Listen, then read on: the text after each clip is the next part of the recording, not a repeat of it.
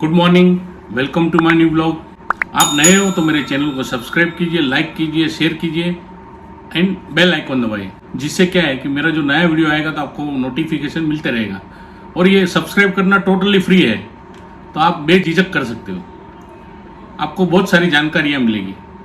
आज का जो अपना टॉपिक है वो है कि रशिया पे जो सैंक्शन लगाया गया है उससे वर्ल्ड अछूता रह पाएगा, वर्ल्ड पे कोई असर नहीं होएगा। तो चलो शुरू करते हैं।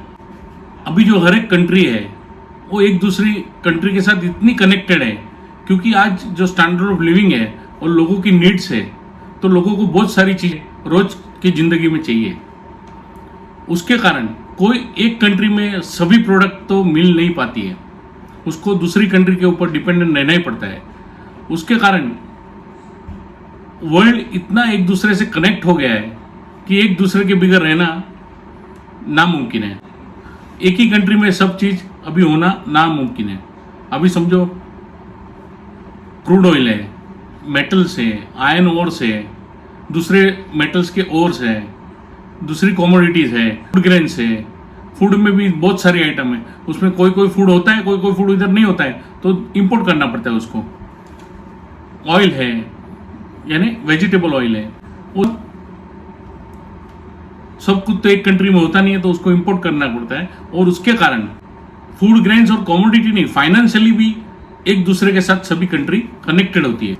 गए वीडियो में हमने देखा कि रशिया के ऊपर financial sanctions, trade sanctions and individual sanctions, लेकिन ये जो सब सैंक्शन डाला है उसका जो इफेक्ट है खाली रशिया पे नहीं होने वाला है, पूरा वर्ल्ड पे होने वाला है। ऐसा क्यों कहते हैं? क्योंकि जो एक्सटर्नल जो बोरोइंग्स है रशिया का, जो रशिया के बाहर से जो बोरोइंग्स है वो भी बहुत बड़ा है। रशिया में जो फाइनेंशियल मेल्टडाउन हो जाएगा तो उसका असर पूरी दुनिया पे गिरने वाला है।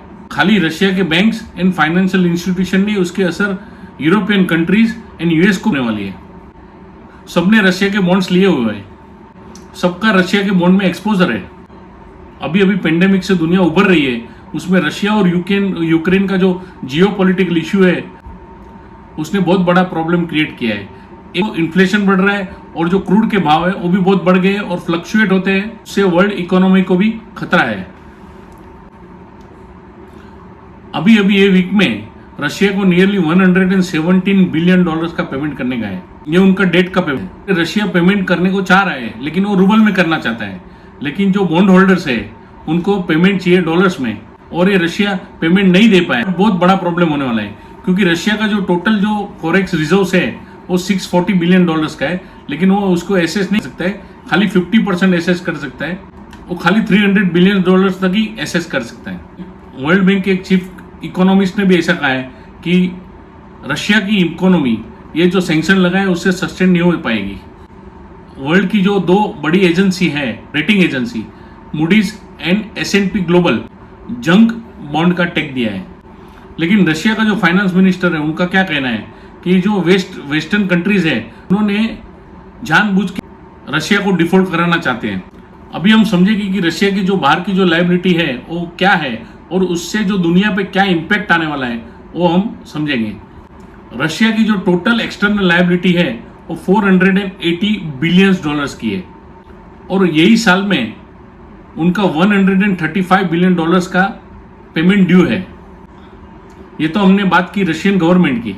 अभी जो रशिया जो कॉर्पोरेट्स है उसकी भी जो एक्सटर्नल लायबिलिटी है उसके बारे में अपन बात करेंगे। रशिया की जो टोटल एक्सटर्नल डेट है कॉर्पोरेट की वो 121 बिलियन डॉलर्स की है। वो सभी इंटरनेशनल बैंक्स हैं, उसमें यूएस बैंक्स जो है उसका 15 बिलियन डॉलर्स का है, और जो यूरोपियन बैंक्स है उनका 84 बिलियन डॉलर्स का डेट।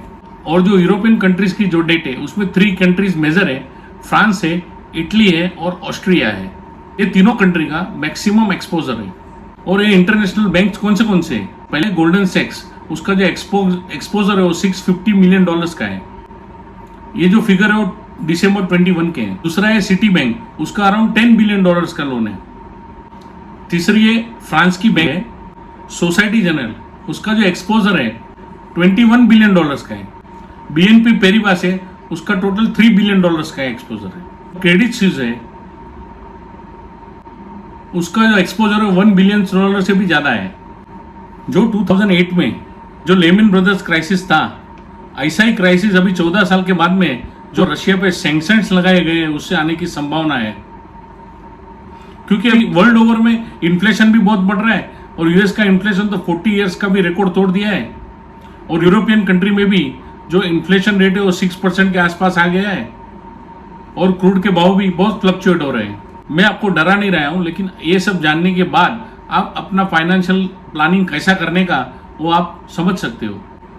तो आपको ये वीडियो देखने में मजा आएगा और बहुत सारी जानकारी मिली रहेगी। आपको ये वीडियो अच्छा लगा हो तो आप मेरे चैनल को सब्सक्राइब कीजिए, लाइक कीजिए, शेयर कीजिए और बेल आइकन दबाइए। और ये टोटली फ्री है और आपको कुछ जानने मिलेगा, कुछ जाएगा नहीं आपका। Thank you for watching, bye.